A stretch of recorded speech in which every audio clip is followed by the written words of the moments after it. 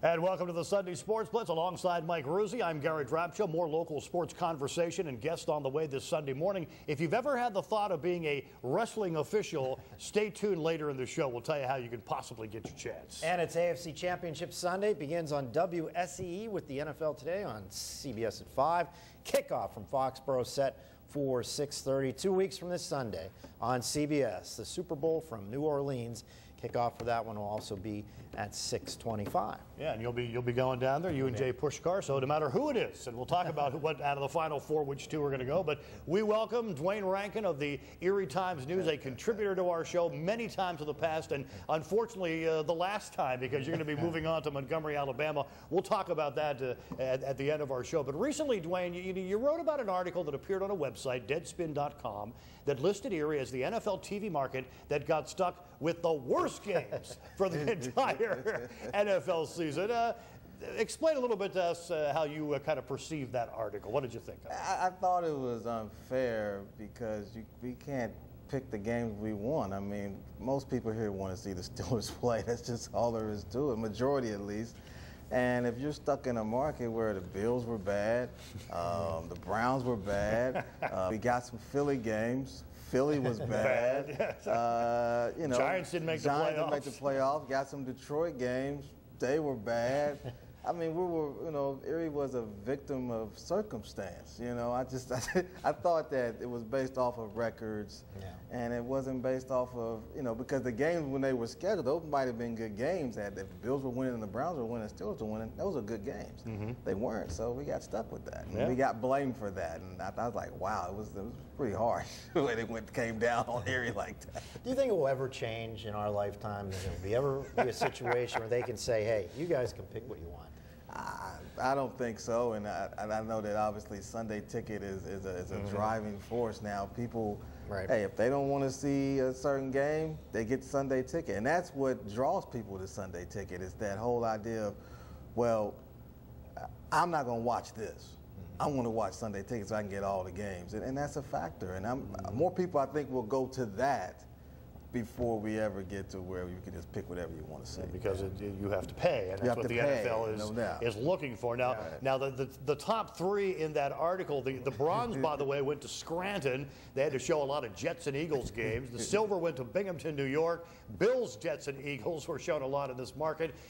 So, I mean, we talked about this in the article that you wrote in the paper, but does it give the Steeler fans any fuel for the fire, you know, when they see something like this and say, you see, if we were in that market all the time, that's the way it should be, we'd be better. This proves that the Steelers should be on more in Erie, Pennsylvania. It gives them fuel, and, you know, we're just seeing gold and relating to something negative. I was like, that's just wrong.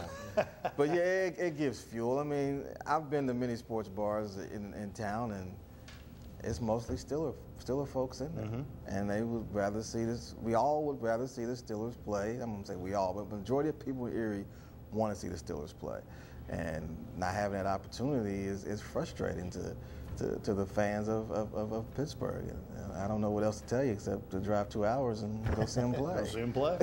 Well, then let's play the what-if game with you. I know the Bills have the new agreement, so they're secure in Western New York for a little bit. Let's say 30 years from now they move. Should this be a Pittsburgh or Cleveland market? It should be a Pittsburgh market. It's in the state. If Erie was 30 minutes west in Ohio, okay, now it's a Brown state. You know, you're in Ohio, but this is a Steeler state, and everybody knows it. I mean, they can invite Browns people here. I know that obviously they had that dinner where they have Browns players, but when a Steeler player shows up, it's a real deal for this area, yes. And you know, the way the NFL is going now that it has the NFL Network, there are games on the NFL. We got the NBC Sunday night game. We have the ESPN Monday games. The NFL Network Thursday games, and you know, all of these games are basically free. I mean, you have to pay the cable obviously to get the NFL Network in most cases. But the way the NFL is going, Rouge, you asked the question: is it going to change? Are we ever going to see the day where it's no longer on network TV and everything is pay-per-view? Because the NFL seems to always just want to reach a little bit more for a little bit more money as things go along. Well, you've seen it affect the college game. You know, you used to see a lot of games on the regular networks, and now because there's such a demand, you know, the ESPNs and Fox was never involved in, never were. I'm talking about like the Fox like cable network, not just like the local, but they were never that involved in college football. Now they're a big player in it, and CBS has their own network, private network, I mean, as far as cable goes. So until, when you see something like that happening for college football, you know that at some point, you know, national championships game with ESPN. It never was on ESPN. Right. So when you see that, you already know what direction it could go with the NFL. So I wouldn't be surprised if you saw a Super Bowl years later on ESPN. Or pay-per-view. Or pay-per-view. Yeah. All right, we're going to. Now, if it's going pay-per-view, I'm having issues. If it's pay-per-view. But you never know. You know, it would be like a, you know, an Ali Frazier fight. Right.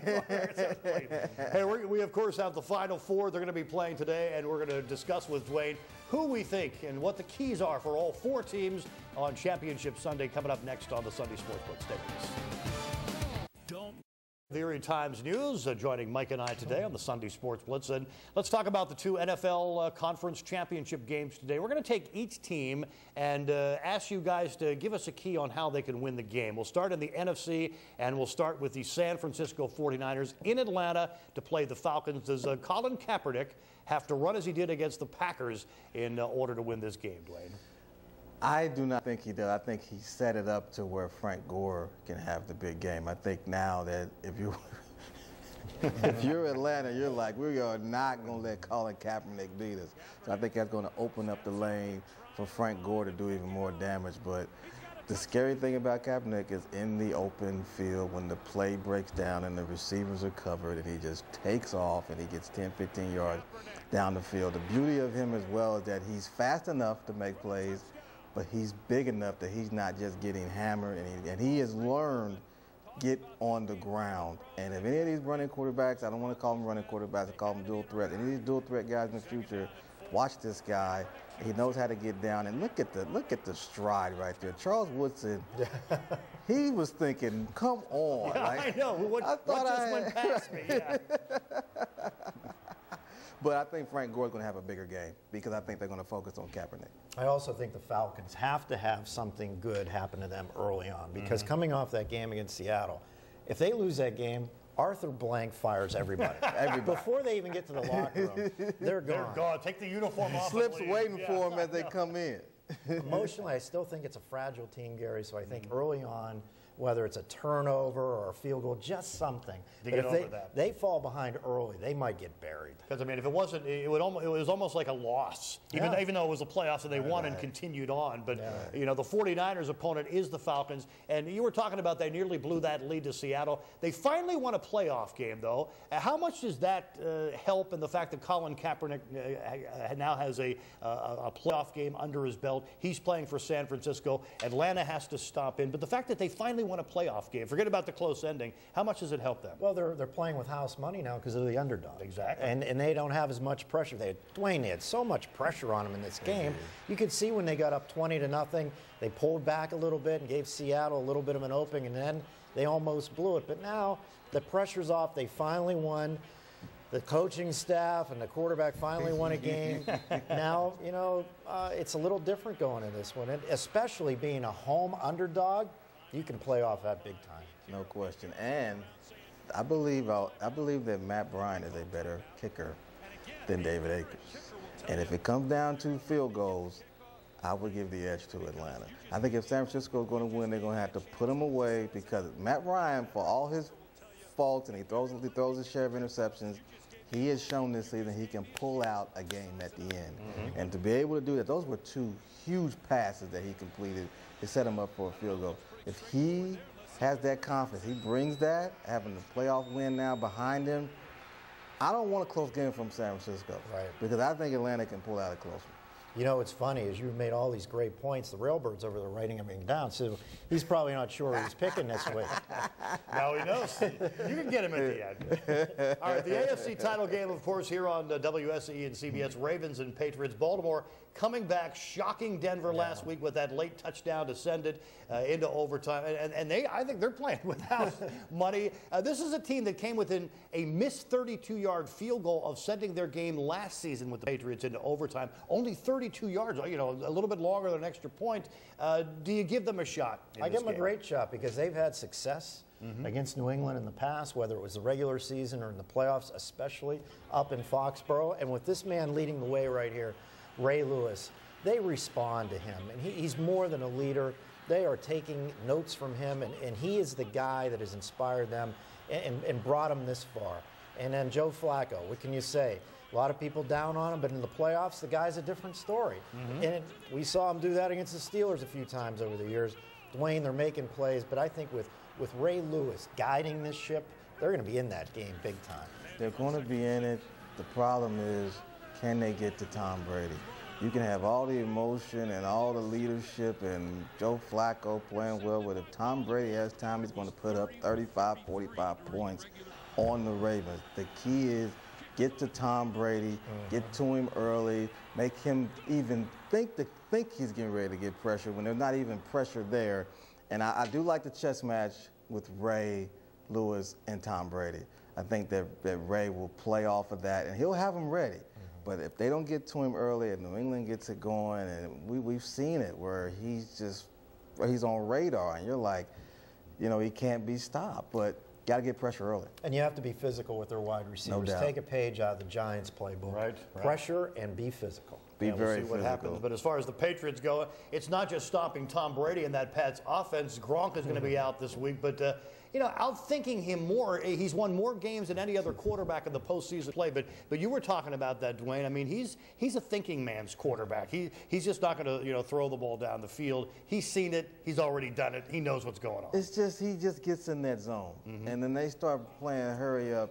And Wes Welker is running these option routes. And then it's like, well, where is he going? Then you look up, he's hitting Hernandez. I mean, they brought in Ben Vereen's nephew. And, and this guy, like, we were like, who is this guy? And he had a huge game. I mean, he turns players who we don't even know into all pros. I mean, it's unbelievable what he is able to do. And he's got a wall of an offensive line.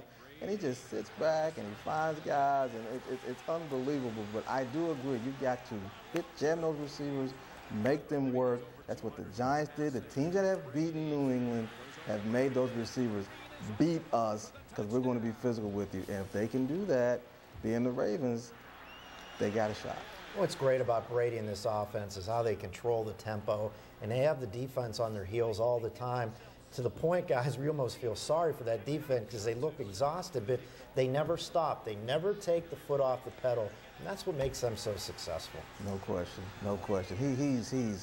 He's the best in the game. I love Aaron Rodgers, but Brady's the best in the game. Like I said, he's done it. He knows how to do it, and he'll do it again. There's no question about that. All right, we're gonna have our picks with the Railbird at the end of the show as far as AFC and NFC championship games. As we go to a break, a little bit of news this week. The Seawolves announcing their field staff for the upcoming 2013 season. Chris Cohn will return for his third season as manager, his 18th overall in the minors. Last season, he picked up his 1,000th career win.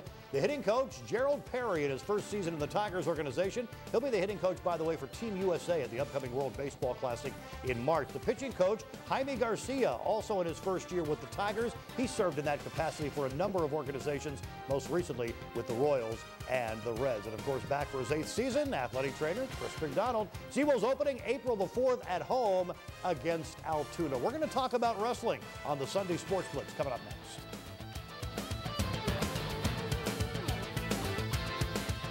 The nationally ranked Edinburgh wrestling team coming off a 4th place finish at the prestigious Virginia Duels last weekend. Having another great season is redshirt sophomore A.J. Schopp. After getting 39 wins and 149 pounds last season, he moved back down to 133 this season and is posting a 21-2 record. With a unique style he calls all his own, a born natural, you might say, but not to him. doesn't really come natural. It comes from right here in the wrestling room, just practicing thousands and thousands of hours all summer long, which a bunch of us do. Been doing since I was like, I think in high school, my freshman year. And just, I don't know, a lot of it's not just luck, it's from right here working out. I honestly don't feel like I get the best from my opponents because sometimes I feel like they just stall to get through them. Like, just because of the way I think I put points on the board, they try not to let it get like that, so they want to keep it close, and I don't like that. I kind of get angered sometimes in matches, but I've been getting used to it just because can't let that stuff bother you in a match, so just got to keep your head in the game and just keep going, try to score more points.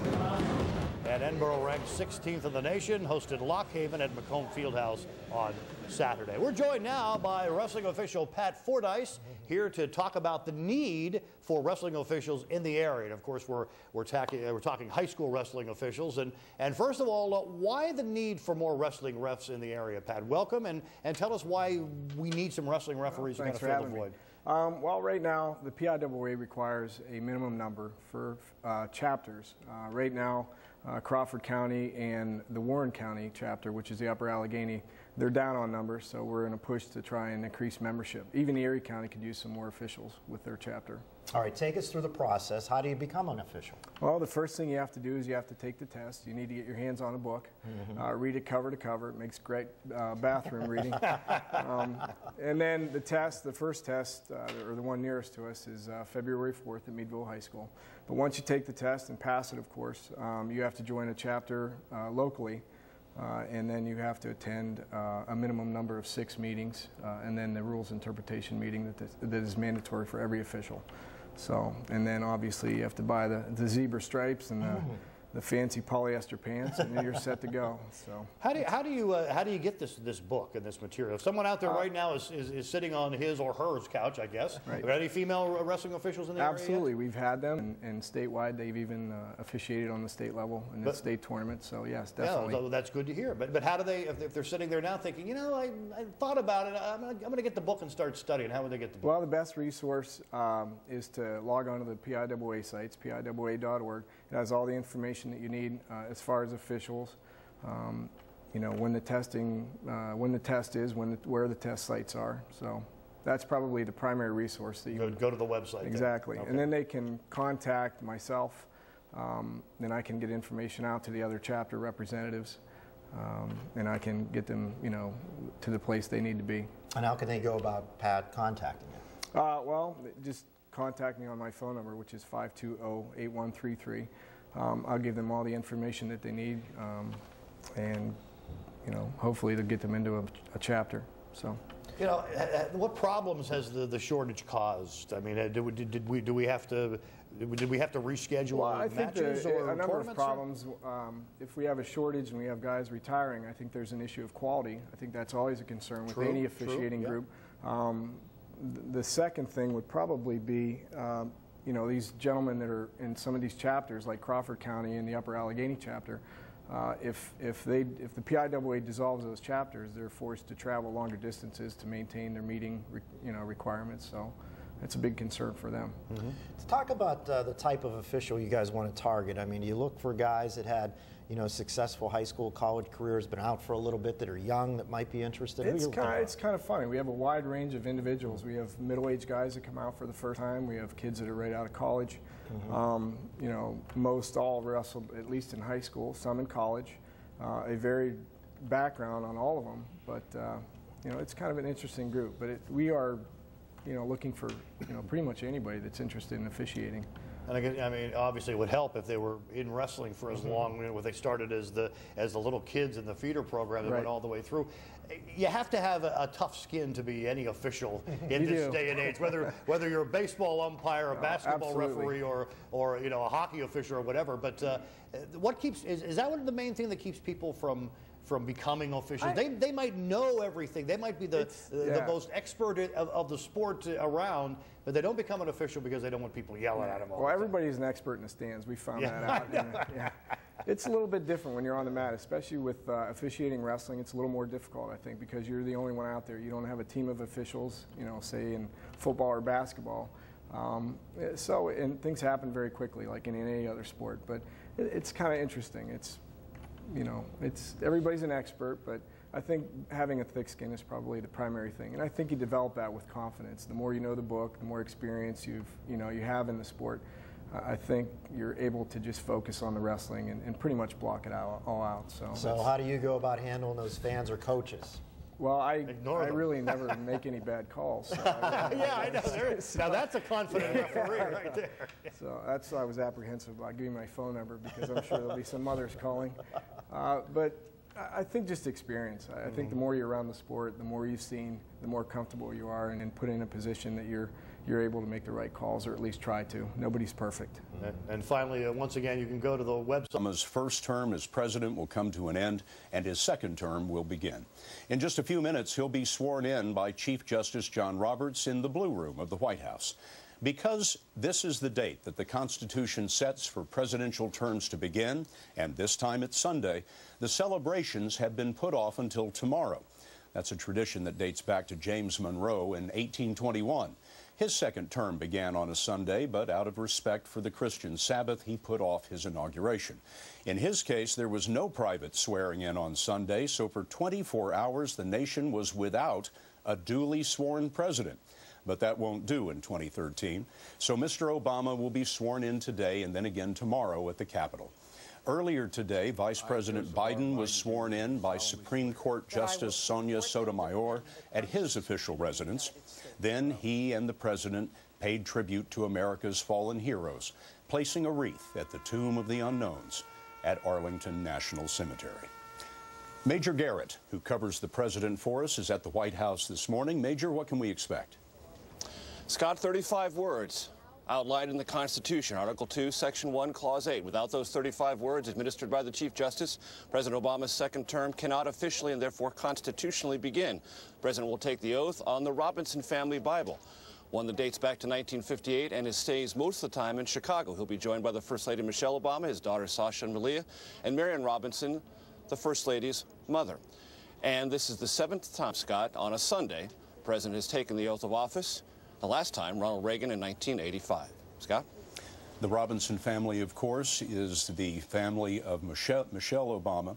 Her grandmother originally owned this Bible. This is the Blue Room. There is the Chief Justice of the United States, and we expect to see the president very shortly.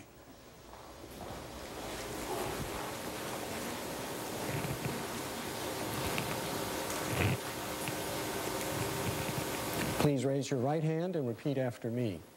I, Barack Hussein Obama, do solemnly swear. I, Barack Hussein Obama, do solemnly swear. That I will faithfully execute. That I will faithfully execute. The office of President of the United States. The office of President of the United States. And will, to the best of my ability. And will, to the best of my ability. Preserve, protect, and defend. Preserve, protect, and defend. The Constitution of the United States. The Constitution of the United States. So help you God. So help me God. Congratulations, Mr. President. Thank you, Mr. Chief Justice. Thank you so much. Thank you, sweetie. Hey. Thank you. I did it. All right. Thank you, everybody. Come.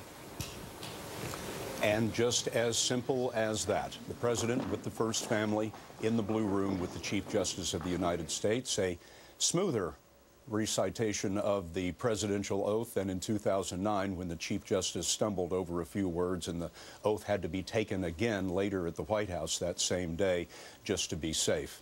We have Bob Schieffer with us, the anchor of Face the Nation and our chief Washington correspondent who has seen quite a few swearings in of the president. Bob, how will a second term be different than the first? Well, second terms are always different. Sometimes they're the time that presidents and their staff get into trouble. You know, the second inauguration, someone said it's like, it's not nearly as exciting as the first one because first time around everybody's excited. There's a fairy tale setting. Second time around, if it's a new person, it's, coming back.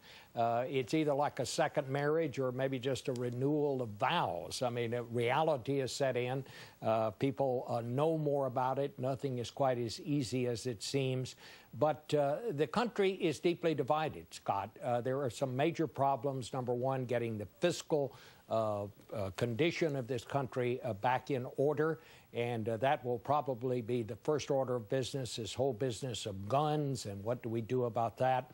There are going to be some really serious things to be discussed. This hostage crisis that we saw unfold in Algeria tells us that the threat of terrorism is not been resolved.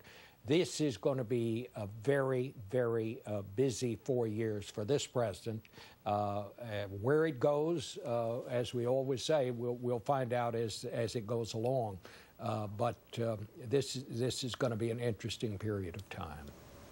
Bob, thank you very much. We're also joined by Doug Brinkley, who is a professor of presidential history. And Doug, the swearing in today is required by law under the 20th Amendment. It has to be by noon on the 20th of January.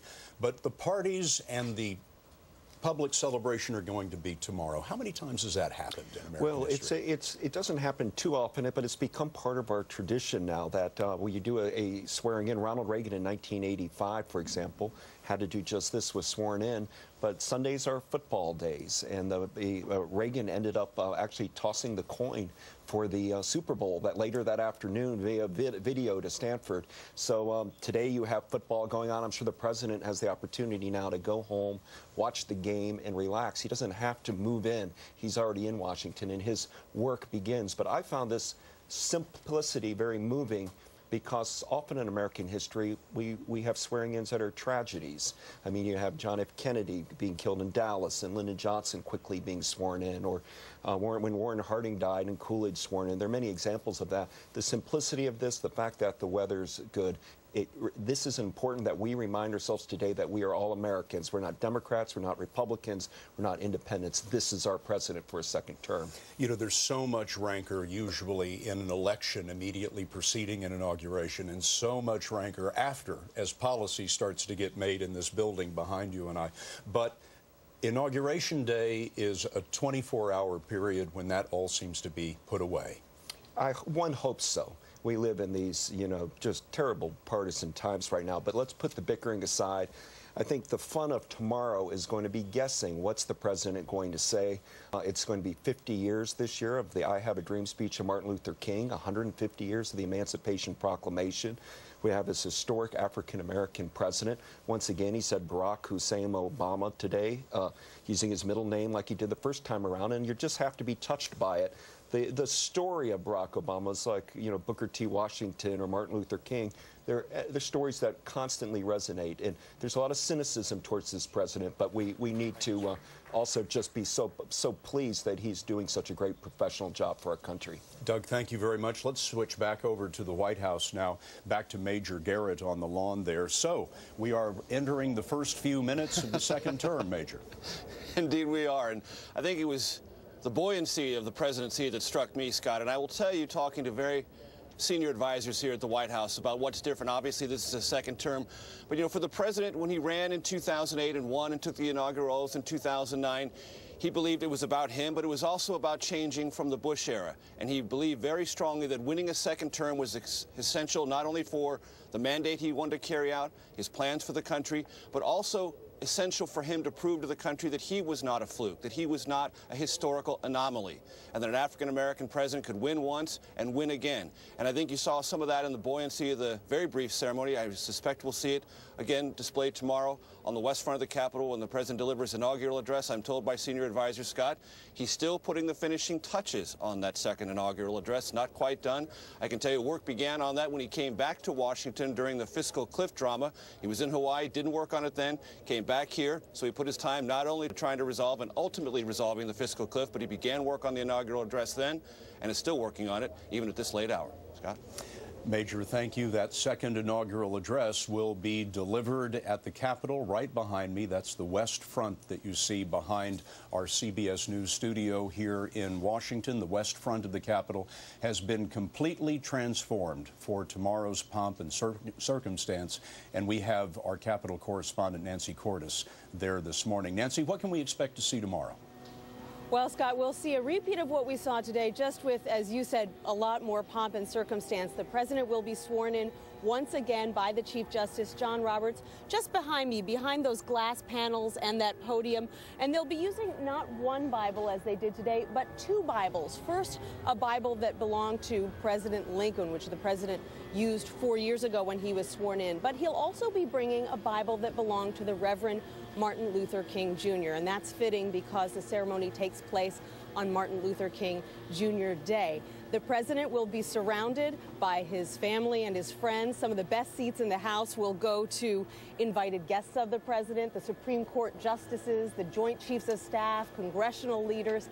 And I'll tell you who else has a great seat tomorrow, Scott. That's the Brooklyn Tabernacle Choir. You'll see them up in those bleachers just above where the swearing in is taking place. They're up there right now because they rehearsed earlier today, and now they're just taking in the great view, watching James Taylor rehearse, who was out here just a few minutes ago and sounded wonderful. He's singing America the Beautiful. Scott? Nancy, thank you very much. As we prepare to say goodbye to you this morning, let's have one more look at the swearing in of the president in the Blue Room of the White House that took place just before noon today. The president sworn in by the Chief Justice of the United States, John Roberts, Jr. This is one of the oval rooms in the White House. It is usually used for receptions, and the only wedding of a president that ever occurred in the history of the United States in the White House. Grover Cleveland was wedded in the Blue Room of the White House, where we just saw the president sworn in. So, President Obama has been sworn in for a second term. Here's what's coming up on Inauguration Day tomorrow. The President and Mrs. Obama attend services at St. John's Episcopal Church across from the White House at 8:45 in the morning. At 10:45, they will leave the White House for the Capitol. The inaugural ceremonies there begin at 11:30 and include the ceremonial swearing in of Vice President Biden, and then at 11:55, President Obama will be sworn in again by Chief Justice Roberts. At noon, he will deliver his inaugural address, and that is followed by lunch at the Capitol. Then around 2:30, the president will lead a procession back to the White House, where he and the First Lady will watch the inaugural parade along Pennsylvania Avenue. If you can't be here, the best place to watch is right where you are. Our CBS News live coverage begins tomorrow at 7 a.m. Eastern Time with a special 3-hour edition of CBS This Morning with Charlie Rose, Nora O'Donnell, and Gail King. At 10 a.m. Eastern Time, Bob Sheeper and I will continue the coverage, and we'll have a team of CBS News correspondents at key locations all over the city, and plenty of interesting guests stopping by the anchor booth here to talk to us. So until tomorrow, I'm Scott Pelley, CBS News in Washington. Good day.